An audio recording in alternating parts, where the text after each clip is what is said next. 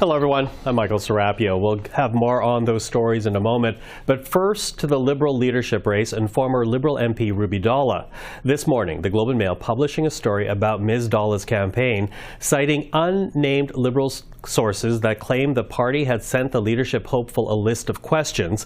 The sources reportedly said the questions raised concerns about possible foreign interference and campaign irregularities.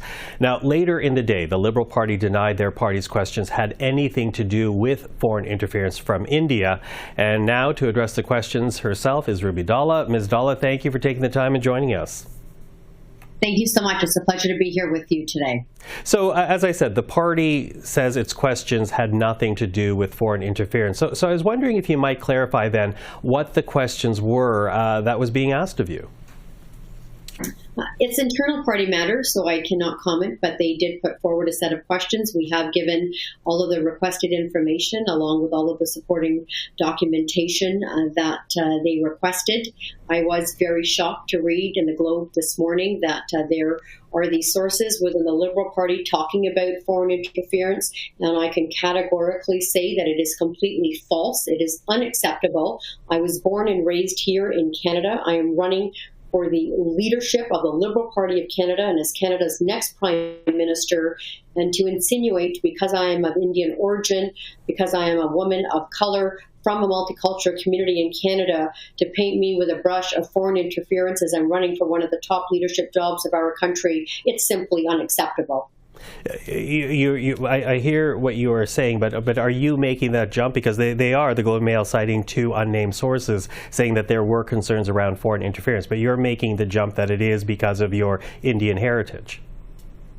Well, I will certainly not allow, anyone who is seeking any type of elected office in our country who is from an immigrant community or a multicultural community or someone of color to be painted with this brush of foreign interference. It is unacceptable. I know that I am making history by being the first woman of color who is running, for the leadership and as Canada's Prime Minister. And it is very important that the integrity of the process never be compromised, but I just found it shocking because I have been born and raised here. I have dedicated my life to the party, to public service in Canada, and I have spent my time on the campaign talking about real results, talking about issues that impact so many Canadian families. Now, when you look at the report, they are citing unnamed sources. They say there are questions being raised, these sources, there are questions being raised about possible foreign interference. But when you go on into the report, there are also questions in the report itself about donations from 12 individuals and campaign staffers who work for your various companies, several of them donating to your campaign with the same credit card. How do you explain that? Well, there are only a few people that have donated to the campaign with the same credit card. There is nothing wrong with that. An attestation was requested by the party, which is the rules of Elections Canada, and the attestations for those individuals having the same joint bank account was submitted, and there should be absolutely no issue with that because it is within the law, and we have ensured that all of our donations are compliant with Elections Canada. So your campaign has investigated these concerns and have come to the conclusion there's nothing untoward about them?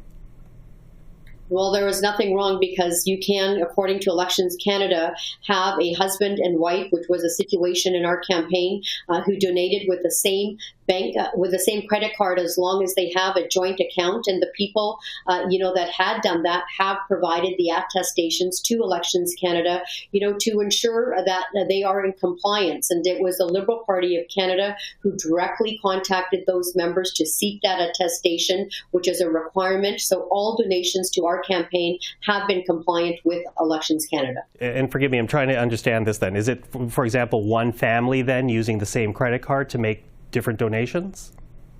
It's a husband and wife who have a bank account, which is probably familiar to many people. They have one bank account and they have so it's a joint bank account, and they have used their credit card as a family that they have for the husband and the wife both donating to the campaign. Okay. Although, again, the report seems to cite 12 individuals, 6 couples, amongst them using the same credit card. Yes, there are 6 couples in that situation from the hundreds of donations that we received. So 6 couples using 6 different credit cards, but 6 couples on one? No. 6 couples using 6 different credit cards because there are 6 separate husbands and wives and 6 separate families. Okay. Thank you for the clarification. Now, of course, this report comes out just days ahead of the first of 2 leadership debates to take place with the Liberal Party. Does this affect your participation in those debates whatsoever, the report that came out today?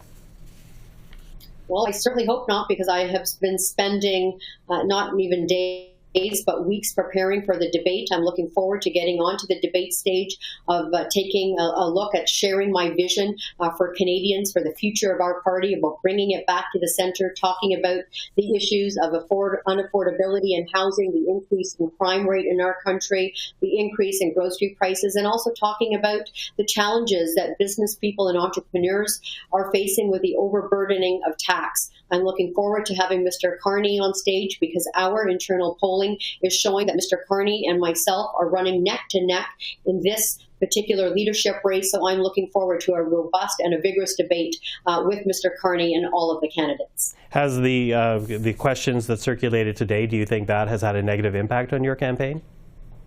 Well, they're completely false, because I don't know if you've seen, but about an hour ago, these apparent sources, or I'm not sure exactly who the sources were, but there was a clarification issue to the Globe and Mail stating that it does not relate to foreign meddling. So I'm not really sure what is going on, or if any attempts are being made to actually discredit our campaign, because when you take a look at all 5 of the candidates that are running, including myself, I am the only outsider. I'm the only one that has not been involved with the current administration. I'm the only one that has not served as an advisor, as a minister, as a member of parliament. But I have been with the Liberal Party since the age of 14 years. But because I haven't been with the current administration, I am the outsider, and that is why there are hundreds of thousands of Canadians wanting to see the party come back to the centre, wanting to see the party return to the hands of the memberships, to the hands of the grassroots, and I have been focusing on that vision and the needs of the hour of Canadian families and of Liberal members. Ruby Dhalla, I appreciate you joining us this evening. Thank you for all the clarification today. Thank you so much.